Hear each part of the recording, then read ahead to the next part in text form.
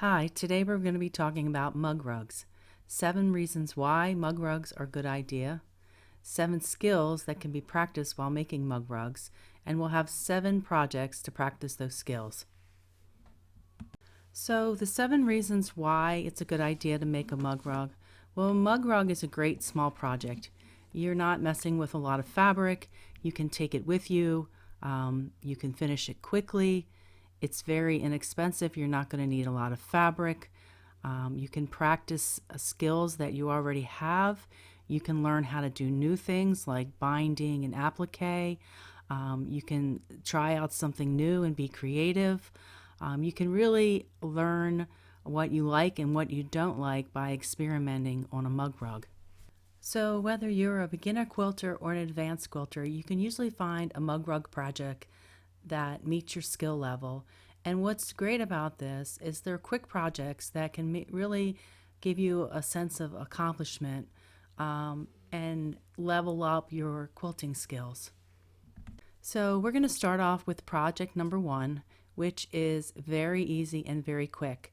And if you're a new quilter, you'll appreciate this. And if you're an intermediate or advanced quilter, you still may want a project like this if you have to make a large quantity of them in a short period of time. Say you need to make 10 or 20 for a special event, then you're going to want to turn to an easy project to get them done quickly. For this project, we are going to use a large scale print for the front of our mug rug.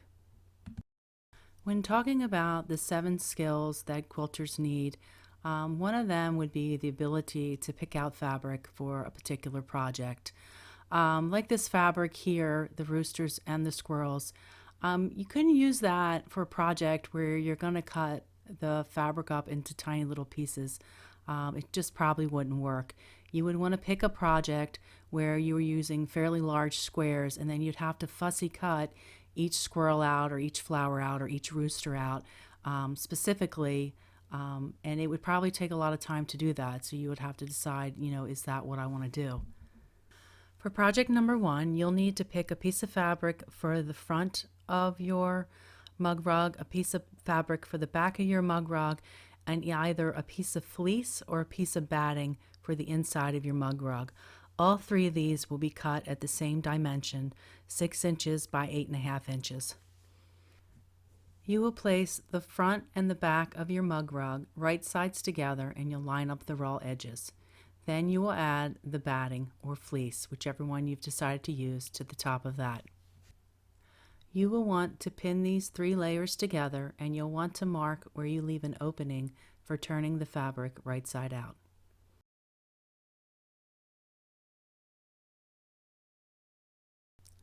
You'll want to take your mug rug to the sewing machine and sew around the outside edge, making sure you leave an opening for turning the mug rug right side out. I normally use about a 1/4 inch seam for doing this.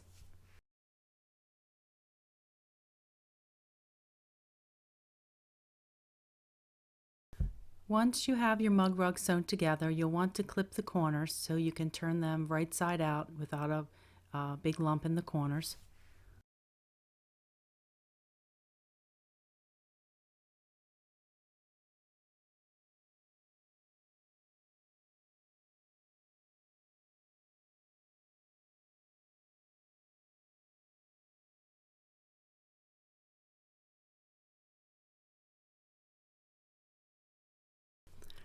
Once you have your mug rug turned right side out, you'll want to take some type of tool and poke the corners out so you get them nice and square.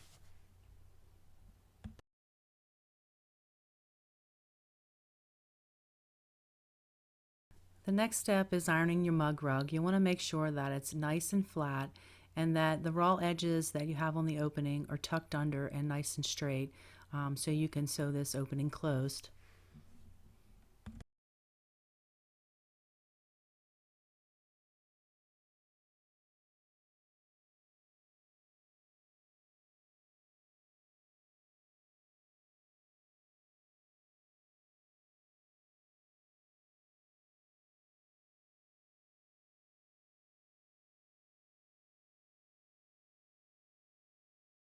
Once your mug rug is ironed nice and flat, you'll want to take it to the sewing machine and sew about 1/8 of an inch all around the mug rug so that you close up that opening where you turn the mug rug right side out.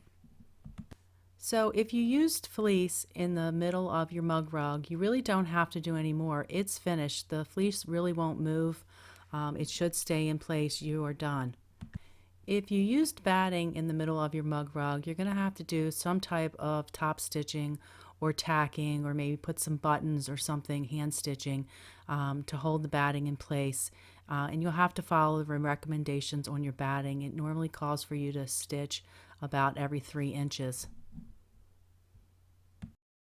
Another way to do this project is to sew your top fabric to your batting, and then when you're finished doing that, you'll sew your back fabric to the front fabric. So we're going to start with sewing our front fabric just to our batting.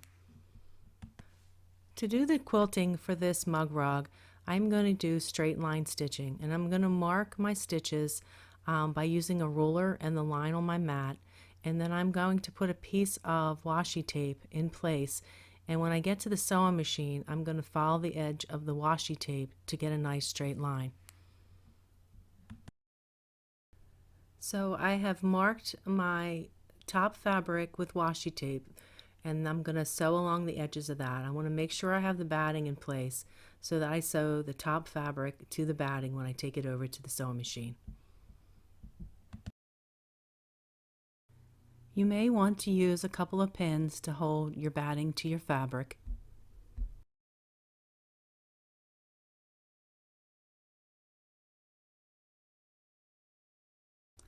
Here you can see that I've sewn along the edges of the tape. If you've never used washi tape before, it doesn't stick very well to fabric. I mean, that's a good and a bad thing because it's easy to take off.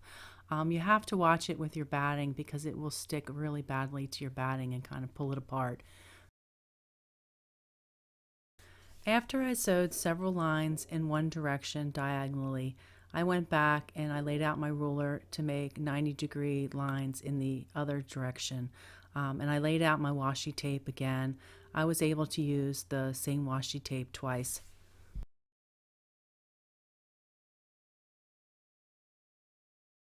So I laid out my lines about 2.5 inches apart. My batting recommended every 3 inches. So when you have a recommendation like that, you can definitely go less. You just don't want to space it any further apart. Here you can see I made some little marks on the tape. Sometimes when I get to the sewing machine, I can't remember which side of the tape I'm supposed to sew on. So I just do a little bit of marking so that I get it correct when I get to the sewing machine. So here you can see I have my stitching finished, and it's just the front fabric to the batting. Once you have your top stitching done, you're going to take your back fabric and you're going to put it on top of your front fabric, right sides together, and we're going to sew these together, leaving an opening for turning. I've put a few pins in this so that I can take it to the sewing machine and sew around the outside edge about 1/4 inch from the edge, and I've marked where I want to leave an opening to turn it right side out.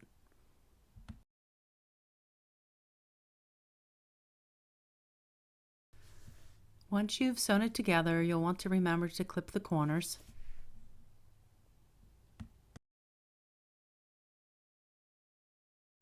When the corners are clipped, we'll turn it right side out. You'll want to take a tool and push out your corners so you get a nice point.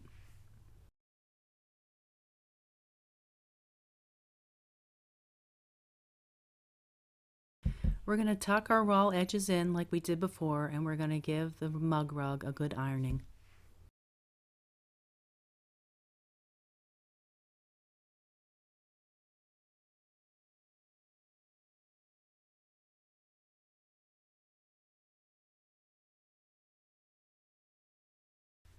Once we've finished ironing, we're going to take it to the sewing machine and we're going to sew around the outside edge, making sure that we close up that opening we had for turning. So we've completed project number 1, and in doing so, we cut out our fabric to the right dimensions. We did some top stitching, some quilting, and we fussy cutted our fabric to get our design in the center where we wanted it. So for project number 2, we are going to cut out our fabric accurately. We are going to piece 3 pieces of fabric together using a 1/4 inch seam, and we are going to practice quilting. For the front of this mug rug, you're going to need to cut 3 pieces of fabric that are 4.5 inches by 6 inches. One piece will be for the left side of your mug rug, and you'll need to fussy cut something out. And then for the right side, you're going to have a piece of fabric and a pocket. We're going to fold that piece of fabric in half. So your 4.5 inch by 6 inch piece of fabric will be folded in half to make a pocket for the right side of the mug rug. We are going to layer these fabrics, and we're going to sew a 1/4 inch seam down what would be the center of the mug rug.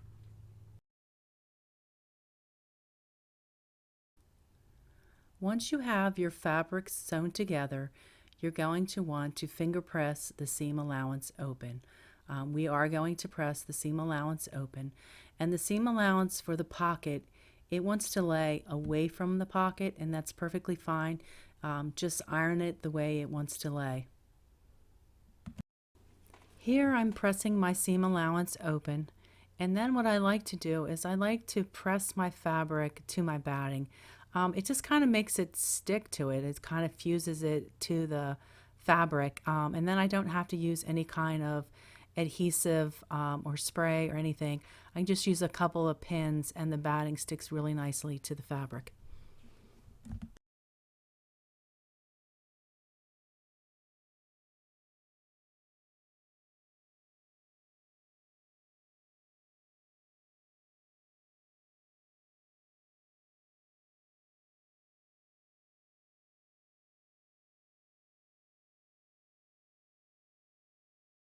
Once you have your fabric pinned to your batting, you're going to take it to the sewing machine, and you're going to do some top stitching, some quilting.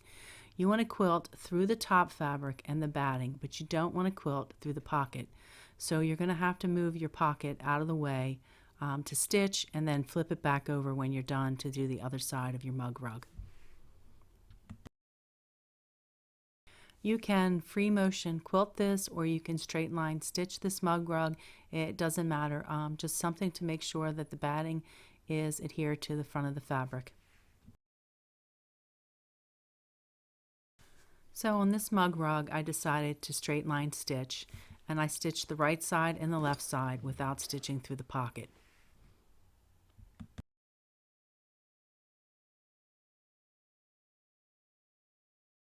Once we have our top stitching or quilting done, we are going to take our back fabric, which we are going to cut at 8.5 by 6 inches, and we're going to lay it right sides together. We're going to pin that in place, making sure that our pocket is laying the way we want it to lay, and we're going to sew a 1/4 inch seam around the entire back, leaving an opening for turning.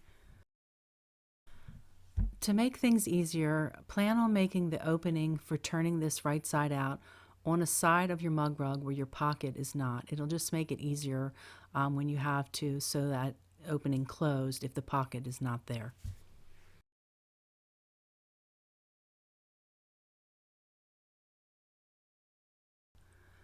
Once you have the fabric sewn together, you'll clip the corners and turn it right side out.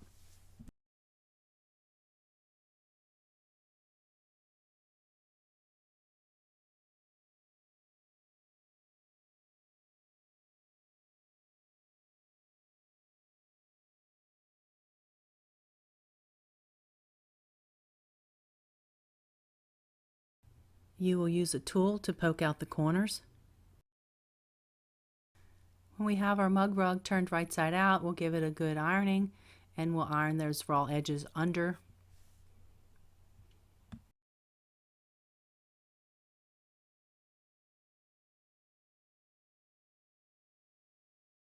Once we have that ironed, we'll take the mug rug back to the sewing machine, and we'll sew around the outside edges, closing up that hole we used for turning. Now we have completed project number 2, and we've practiced piecing 3 pieces of fabric together, a 1/4 inch seam, accurate cutting, and quilting.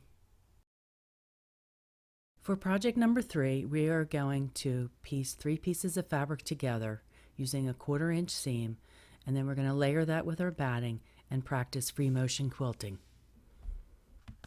For the back of this project, you'll need a piece of fabric that is 6 inches by 8.5 inches. You'll need a piece of batting that is the same, 6 inches by 8.5 inches. You'll need 2 2.5 inch strips that are 6 inches long, and then you'll need one fat piece of fabric that is 4.5 inches by 6 inches. To sew our pieces of fabric together, we are going to center our large piece of fabric in the middle of our batting, and then we're going to put our 2.5 inch strips right sides together onto that piece of fabric and sew them through the fabric and through the batting. Once we've sewn our fabric strips in place, we'll finger press them towards the outside of the mug rug, and then we'll take it to the ironing board and we'll iron this nice and flat. Now that I've sewn my fabric to my batting, I'm going to take it to the sewing machine and I'm going to do some free motion quilting. Even if you're planning on taking your large quilts to a long arm quilter, you'll want to practice free motion quilting. It's very expensive to have all of your projects done with a long arm quilter, so having this skill is great. So I have free motion quilted this mug rug, although you can't really see it. I used cream color thread and it blends extremely well. I can barely see it off camera. Once you have free motion quilted your mug rug, you're going to want to take that back piece of fabric and layer them right sides together and pin them in place and mark an opening so that you can sew this and then turn it right side out when you're done.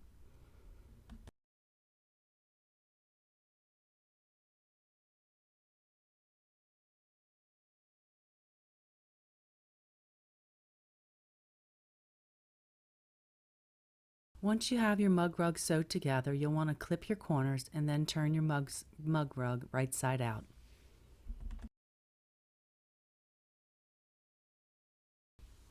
Once you have your mug rug turned right side out, you'll want to use a tool to push out your corners.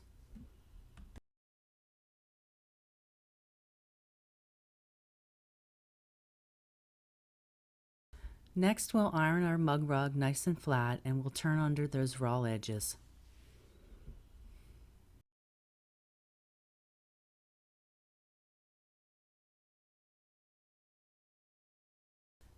We will finish this project up by sewing around the outside edge and closing this opening.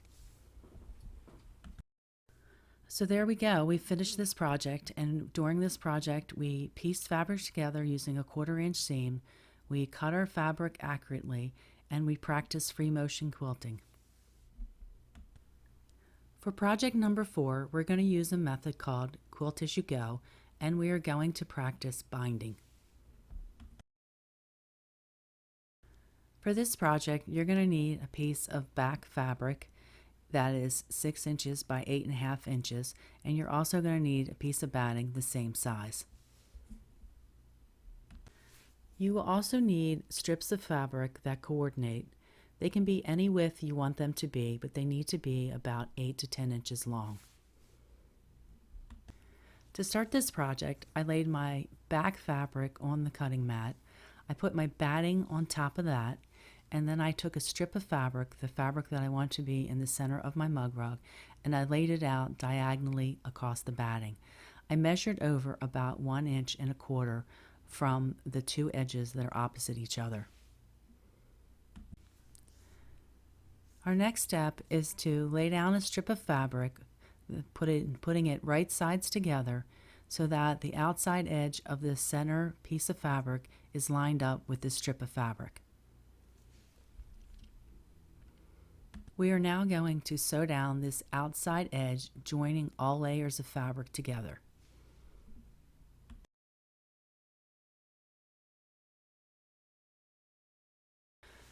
Now that that strip is sewn into place, we're going to do the same on the opposite side of our center piece of fabric. We're just going to lay down a strip, lining up the outside edge, and we're going to sew a 1/4 inch seam down that strip of fabric.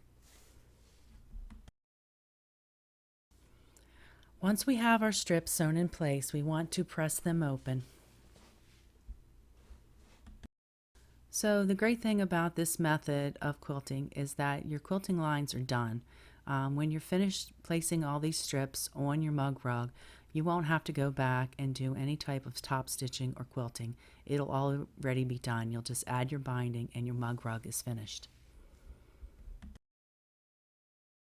So for this project, you'll just keep adding strips, any thickness that you want.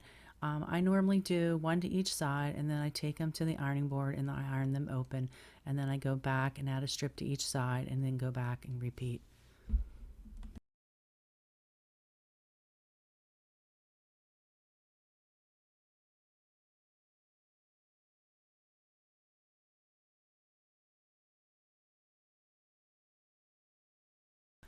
If you're sewing and these strips of fabric are flapping around and bugging you, you can definitely give them a trim.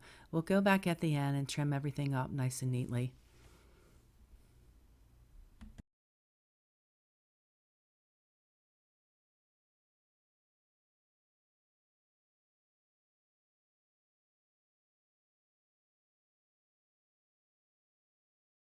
So for this project, I sewed 3 strips of fabric onto each side of the center fabric, and then I sewed a big strip, a big leg triangle, onto the corner so that the center part would stand out as a diagonal stripe.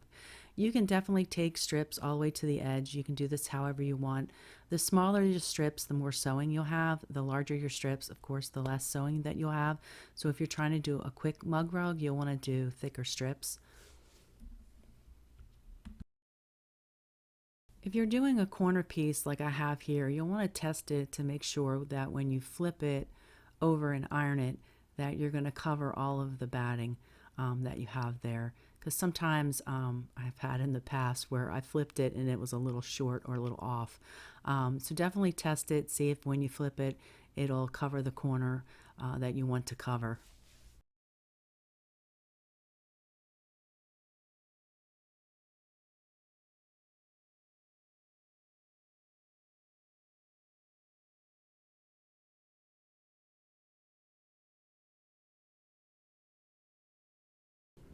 Once you've finished sewing all your strips on, we're going to flip this over and we're going to trim it up and make sure we square it up and cut off all the extra fabric.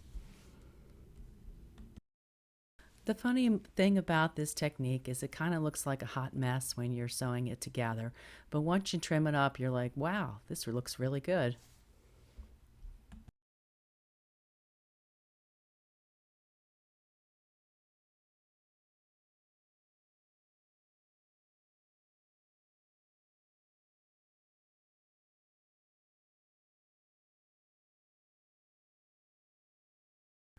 So now that our mug rug is finished, we've actually quilted it while just sewing it together. We're going to need to make a binding for it. So here I've cut 2-inch strips, and I'm going to join 2 strips together with a 45-degree seam. So I'm going to lay them on top of each other, right sides together, and I'm going to sew diagonally from one corner to the other.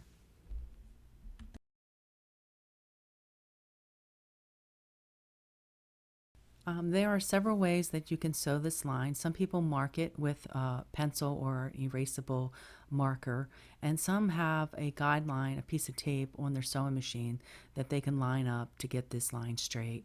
And then some people just eyeball it and wing it. If you're new to this technique, you might want to draw a line on the fabric so that you're sewing right along the 45-degree angle there from point to point.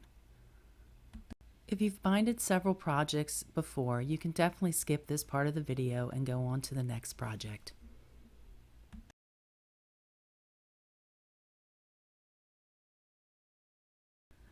This piece of fabric will need to be ironed. You'll want to set the seam, and then you'll want to trim off your excess fabric and then press your seam open.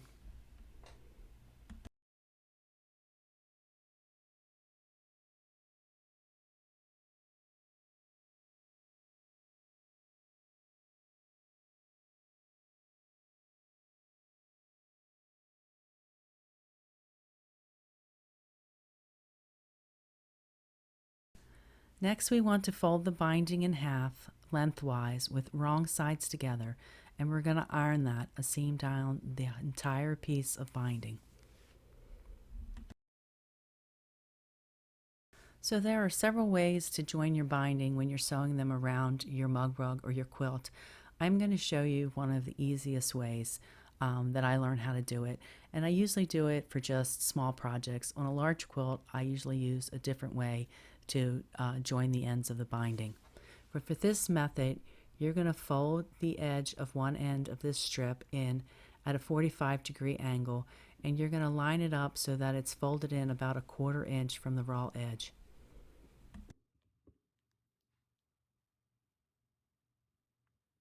You'll press that so that it has a really good crisp edge on it so that it's at a 45-degree angle. Then we'll fold the binding in half at this edge so that we get that original seam back in it that we folded, and we'll give that another pressing.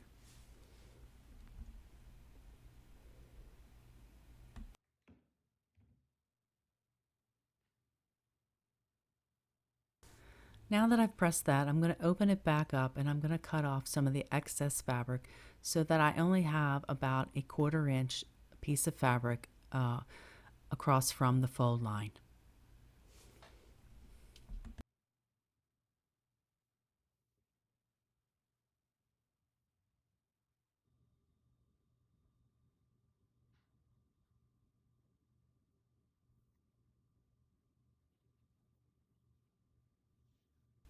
Now we're ready to sew the binding on the mug rug.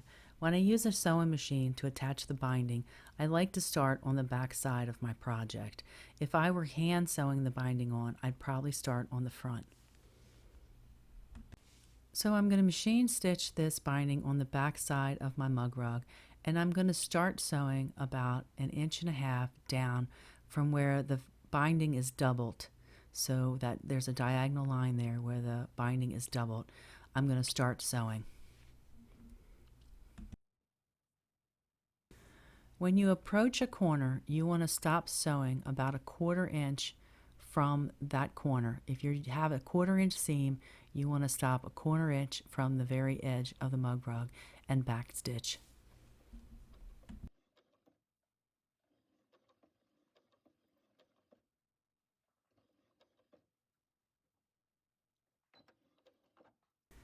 You will then cut your thread and take your mug rug off your sewing machine. With the part of the binding that you've just sewed to your left side, you're going to fold your binding up and at a 45-degree angle.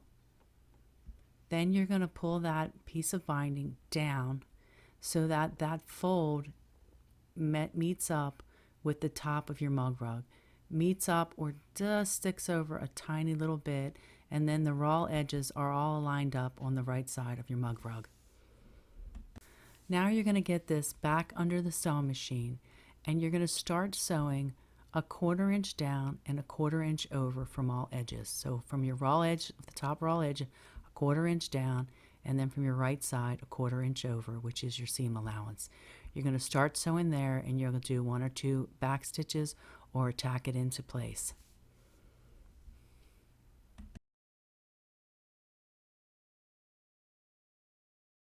From here, you're just going to keep sewing till you get to your next corner, and then you're going to do the same type of fold at a 45-degree angle, and then continue on to your next corner.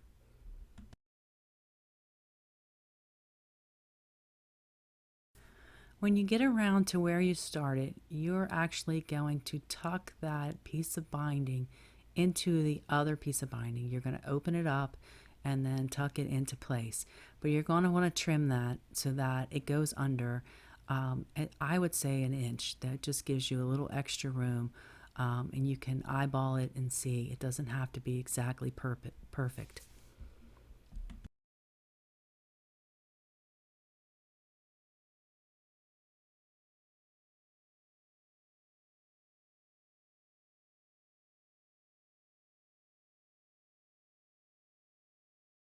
So you're tugging this piece of binding into the other piece of binding. You have that 45-degree angle there.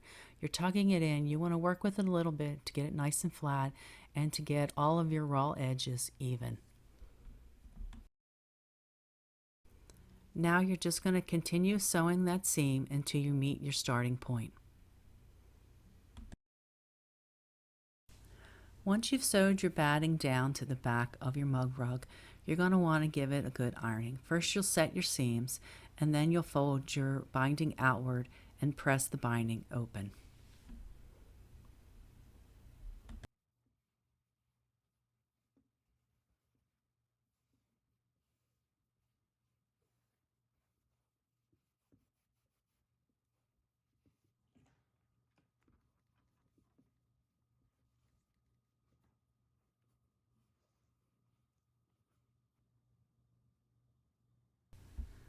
Now that we've ironed it, we're going to fold the binding around to the front and we're going to sew it in place. When you get to a corner, you're going to want to fold your binding over and hold it out straight and then fold it back at a 45-degree angle. You can use pins to hold this in place, but for me they kind of get in the way. I think clips would work better. Whatever helps. I kind of just hold it. I finger press it straight out and then I fold it back at a 45-degree angle, kind of finger press it again, and I'm able to get it under my machine and in position.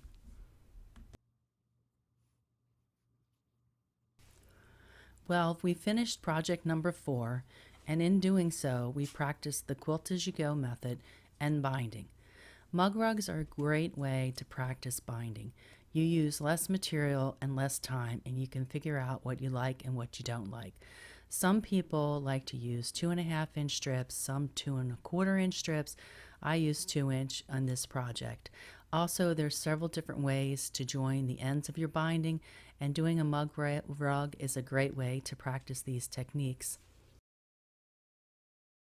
We're now on project number 5, and for project number 5, we are going to piece together a simple front for a mug rug.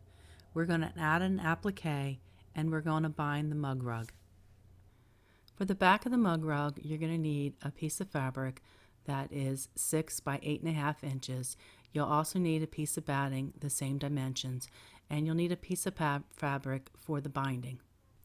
For the front of the mug rug, you're going to need a piece of fabric that is 6 inches high by 6.5 inches long. And then you're going to need a 2.5-inch strip of fabric that is 6 inches long. With right sides together, we're going to sew our 2.5-inch strip to our other fabric using a 1/4-inch seam. Once we've sewn our fabric together, we'll set the stitch with an iron, and then we'll iron our seam to the outside edge.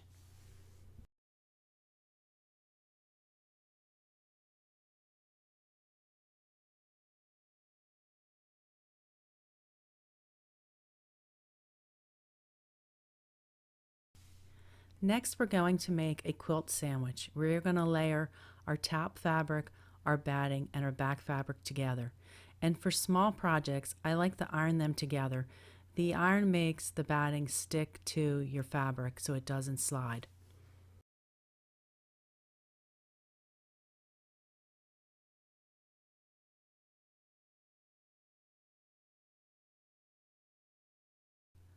Once you have your quilt sandwich made up, you're going to want to do some type of quilting. I'm going to use a walking foot and do straight line quilting. I'm also going to use tape to lay out straight lines so that I get them straight and evenly spaced apart.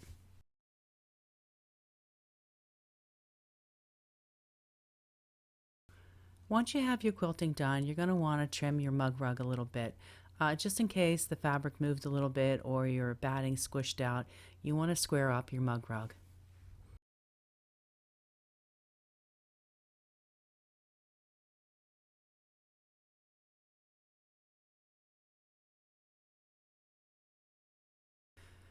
Once your quilting is finished and you've trimmed your mug rug, you want to pick out some type of applique for your mug rug, something that fits the theme of your mug rug, and then you can practice different stitches along the outside of your applique. For this project, we're going to do what is called a raw edge applique. There are several different kinds of applique out there. The raw edge applique is probably the easiest for beginners, and it's probably the best if you have a complex shape. So to do the raw edge applique, you're going to need some type of fusible web. I have Heat and Bond Light, or you could use an adhesive spray if you're familiar with using that. So to come up with ideas for appliques, I found a pack of stencils at Walmart, and I've actually seen them at other hobby stores as well. So they came with 48 pieces, and they're just different shapes that you can trace onto your heat and bond or your fusible web, and then cut them out to be your applique shapes. When choosing an applique for a project, you want to look at how many pieces are involved. So the more pieces to your applique, the more complex it's going to be and the longer it's going to take to do. Your simple shapes, the round ones, are normally the easiest to do. So if I was to choose this flower shape to applique, I would actually be cutting out 6 pieces of fabric and sewing them all down. For my pumpkin mug rug, I looked at doing one of these leaf shapes as an applique. The first one here I really like, but after you fuse it down, you have to sew around all the edges, and that would take me quite a while to do. I wanted something quick and easy. This little pumpkin shape that I have is very simple, and it would be very easy to sew around and quick, but I thought I had enough pumpkins on the background fabric, so I started looking for something else. I came across this bird stencil and I decided I wanted to do him. When you decide on a shape for your mug rug, you want to actually decide on what direction you want that to face, because you need to flip it upside down when you trace it onto your fusible web. If you're working with a shape that's symmetrical, you don't need to worry about this, like say a ball. It would be the same no matter how you flipped it. But if you're working with letters and you're using fusible web, you need to make them reversed on the back of the fusible web. And honestly, you might not know if you haven't done this before. You'll probably do it once, at least once wrong, before you realize what you're doing. When you have your shape picked out, you're going to trace that onto the paper side of your fusible web.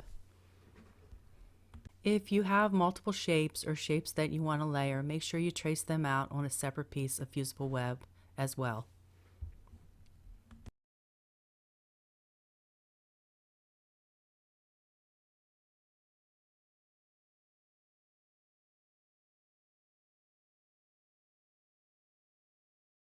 Once you have all your shapes traced out, you're going to want to rough cut them out. And it's important that you do not cut on the lines. Leave a little extra because you'll trim this up later.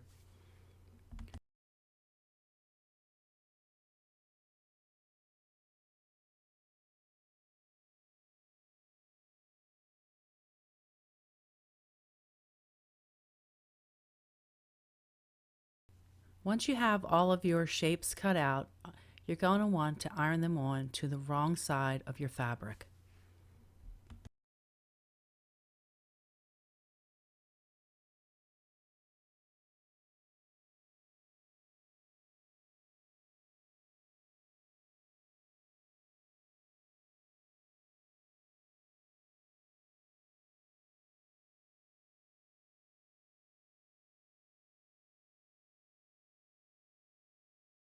When ironing these appliques, you want to check the directions on your fusible web to see what it requires for heating. And then once the applique has cooled, you can peel back a little edge to see if you have like a layer of glue stuck to your fabric. If you do, then you know you've heated it enough. When you have your fusible web ironed to your fabric, you can go ahead and cut out your shapes on the lines that you've drawn. And it's important to wait to this step to cut your shapes out on the line, because it ensures that you have adhesive going all the way out to the edges of your fabric.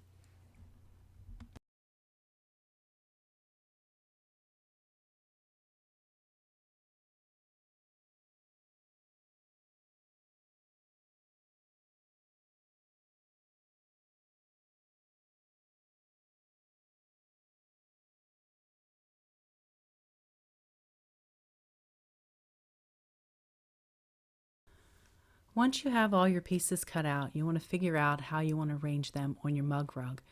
Once you hit an iron to these pieces, you won't be able to relocate them. So you want to have a good idea in your mind of how the pieces go together and where you're going to place them on the mug rug.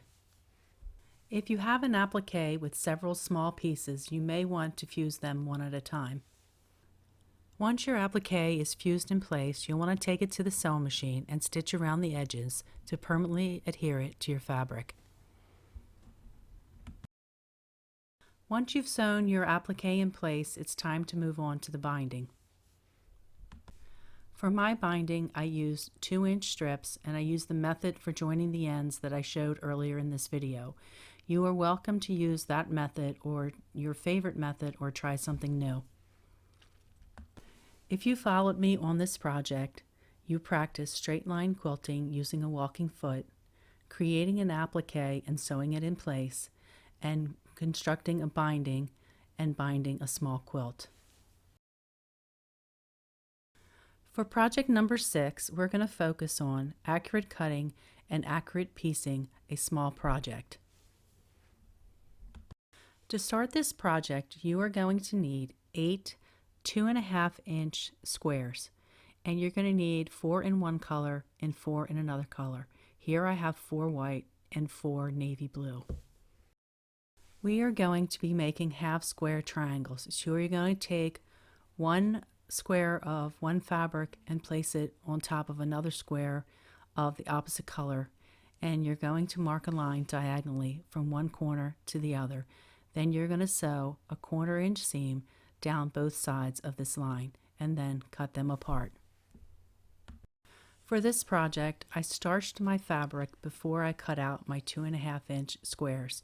And if you haven't used spray starch before, it will cause your fabric to shrink. So you definitely want to spray starch and let it dry before you cut your squares out. I think, for me, I think the spray starch helps with accurate piecing. It just makes the fabric hold its shape a little better and I get more accurate cuts. Once you have all of your squares cut apart, you're going to want to press your seam allowances open. Now we're going to trim each one of these blocks, all 8, to 2 inches square. And you're going to want to use a ruler that has a 45-degree line on it so that you can line that up with the line that's in between your two fabrics. There really shouldn't be much to trim off if you've sewed an accurate 1/4-inch seam. If your block is already smaller than 2 inches, then your seam allowance was too large.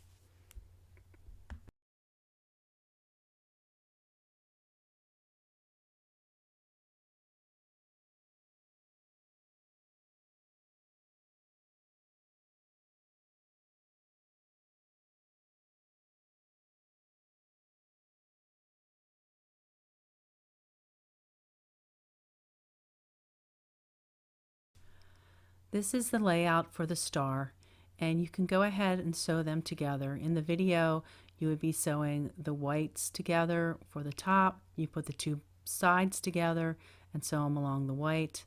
The two bottoms together you can sew, and the two right sides together you can go ahead and sew them. Once your star points have been sewn together, you can go ahead and get the rest of the pieces of fabric together for this mug rug. The center piece is a 3.5-inch square. Here I've fussy cutted it with a little sailboat in the middle. And then you have your 4 corners. Your 4 corners are 2 inches by 3 inches, and that would be your background fabric. And then you're going to need 2 pieces of fabric that are 3.5 by 1.5 for the right and left side. So once you have your background fabrics cut out, you can go ahead and sew these together. I sewed them together in rows, so I did the top row, I sewed together with 1/4-inch seams, and then after that I moved on to the center row and I sewed them together, and then the bottom row I sewed together.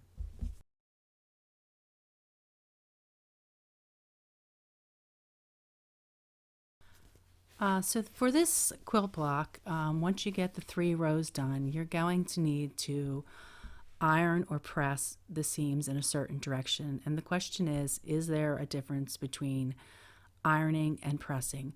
And I would say yes, there is. I would say ironing is when you're sliding your iron, and pressing is when you're lifting it up and putting it back down, and lifting it up and putting it back down. For me, when I'm talking, I kind of say most of the time that I'm ironing. But for this quilt block, there are some seams that you need to be pressing, because if you drag your iron across the seams, you're going to mess them up. And for some very complicated blocks, it's not possible to drag your iron. When you go to work on your seams and getting your block nice and flat, if you drag your iron, you're going to drag the seams all in one direction or in different directions, and you're going to end up with a hot mess. So if you want to be technical, I would say there is a difference between pressing and ironing, but a lot of people just use the words interchangeably. But if you do get into doing very complicated blocks, you will find out that you have to adjust the way that you do that you use an iron, so that you get all of the seams to lay in the direction that you want them to lay in. So for this block, I'm not going to try to explain in words how I press these seams, but I'm going to show a picture of how I press them. Some of them I had to press them in the direction that they wanted to lay, because they had bulky intersections. And then others I pressed open because they laid better that way. Some of these blocks, the person who designed them has fooled with them so much that they know and can tell you in directions, what is the best, what is the easiest to do. Here, I'll just flip a picture up so that you can see what I did to get the block to lay nice and flat. So now comes the point where we want to sew these three pieces together. And it's important that you line up the star points, the intersections, with the center block. Don't worry about the outside edges of your mug rug. You don't line them up. Don't worry about it at all, because if they're off a little, you can trim it. But you really want your points, your intersections, to be match up nice and well. So I would use pins and line those up and work with them to see that you get a good match.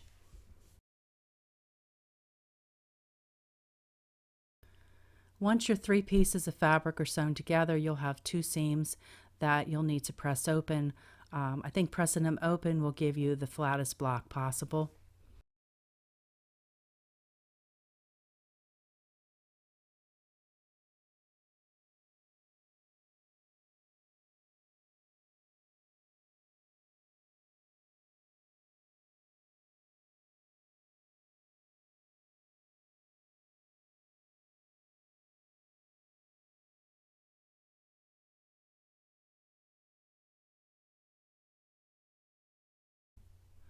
Once you have finished ironing and pressing this quilt block, you can go over it and critique your own work if you like to do that, and see how you did with making your points and intersections, and also determine if this is a type of block that you would like to do in the future. Would you like to do a large quilt that maybe has 20 or 30 stars in it?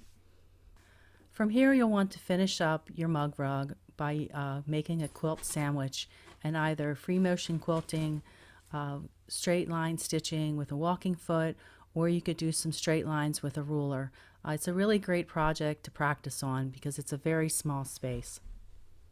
Hopefully you will try this project. It's really great for determining the accuracy of your cutting, piecing, and 1/4 inch seam.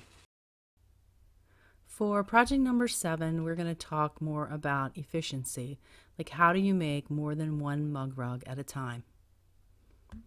So there may be times when you need to make more than one mug rug at a time. Maybe you're selling them or maybe you're gifting them, but this is a quick way to make 4 mug rugs at one time. We are going to start off with 2 strips of coordinating fabric that are cut at 4.5 inches wide by 24 inches long. If you are using directional fabric, you're going to need to set that up as I've done here in the video. We are going to place our fabrics to get right sides together, and we are going to sew down the length of the fabric. If you've used a 1/4 inch seam to sew these together, your piece of fabric should be now about 8.5 inches wide by 24 inches long, and we're going to make a quilt sandwich out of that. For me, when I make a quilt sandwich, I like to see the batting and I like to see the backing sticking out so that when I go to sew it, I know that I haven't accidentally folded under the back material. I also like to iron mine down all together so that I know it's nice and flat and the fabric will actually kind of stick to the batting, so it helps me hold it together. Since this piece of fabric is so long, you'll want to pin it together or use basting spray to hold the layers together. The ironing will not be enough. Once we have this basted, we are actually going to take it over to the sewing machine and quilt it.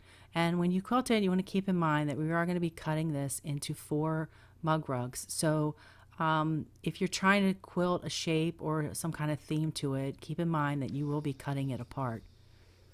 Here I'm laying down my template for my mug rugs, and my template is 6 inches by 8.5 inches, just so I can visually see where I'm going to be cutting these apart. And I pick a quilting pattern that really won't matter if I cut it every 6 inches. So I kept this very simple. On the green side of the fabric, I just did some random free motion quilting. And on the red side of the fabric, I just did 3 lines. I thought maybe I'd go back later and add a button or maybe a little quilted patch on the red side to add some interest to it. Once you have that quilted, you're going to want to go ahead and trim it up.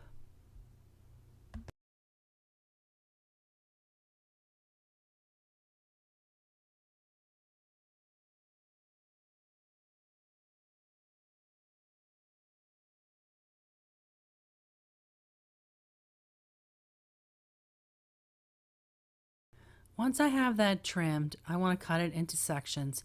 And instead of cutting it every 6 inches and maybe ending up with the last one being slightly less than 6 inches, I'm going to fold it in half and then I'm going to cut it in half. And then each of those halves, I'm going to then fold in half and cut in half. That way, each mug rug should be approximately the same size.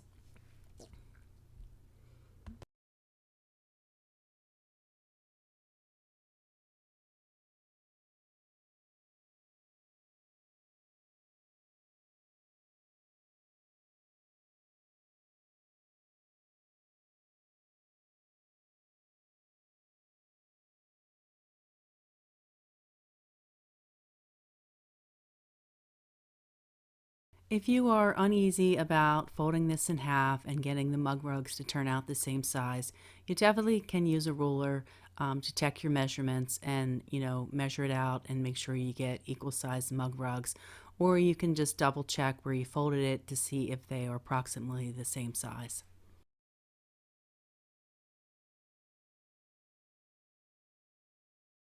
So that's it. You now have 4 mug rugs done in a flash. At the beginning of this video, we talked about the 7 reasons why you would want to make a mug rug. And one of them was to build your skill level. And I mentioned that I would go over the 7 skills that I thought were important for a quilter to have. And if you've gone through any of these projects with me, we've gone over those 7 skills while making the projects. But I will go over the lists for you right now. The first one is selecting fabric for a project, whether it's the right color, the right scale, or you have to fussy cut it. It's very important to be able to pick out your fabric for a project to end up with something that looks nice. The next skill is cutting fabric accurately. If you don't cut your fabric accurately, you'll really have a problem piecing it together later. The next skill is the 1/4 inch seam. Most people, when they first start out, they have a problem with this, and then they learn it and they get it, and it's just good. The next skill is straight line quilting and then free motion quilting. Even if you plan on taking your quilts to a long arm quilter, you would want to know how to do these so that you could do them on a small project and save yourself some money. And the next skill is ironing and pressing. I believe there's a difference between the two. And for very complicated projects, you really have to watch what you're doing with an iron to get the block or the piece nice and flat. And the last skill is being able to bind your project. It's definitely something that you have to learn, and you may have to adjust the way you're doing it depending on the size quilt you have.